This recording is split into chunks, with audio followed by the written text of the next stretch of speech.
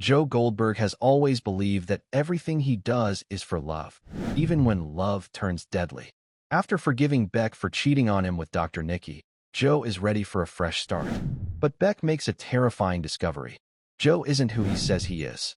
He's her stalker, a murderer, and now, her captor. Beck wakes up inside the infamous glass cage at the bottom of Joe's bookstore. Joe doesn't see this as a prison. He sees it as a chance to make Beck understand him, to convince her they still belong together. He gives her a typewriter and tells her to write. He wants her to see the truth about everything he's done, how every murder was to protect her. But Beck doesn't buy it. She's scared, angry, and desperate to escape. Meanwhile, Joe gets sidetracked by Paco's abusive stepdad Ron. When Ron attacks Claudia again, Joe takes matters into his own hands and kills him, right in front of Paco. Traumatized, Paco chooses to stay silent, believing Joe may have saved him.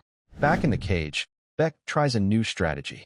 She writes a fictional story blaming Dr. Nikki for everything. Joe, flattered and convinced, lets his guard down.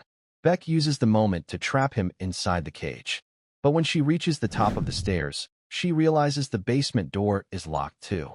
Joe had a backup key in the cage all along. Paco hears Beck screaming but walks away, leaving her trapped.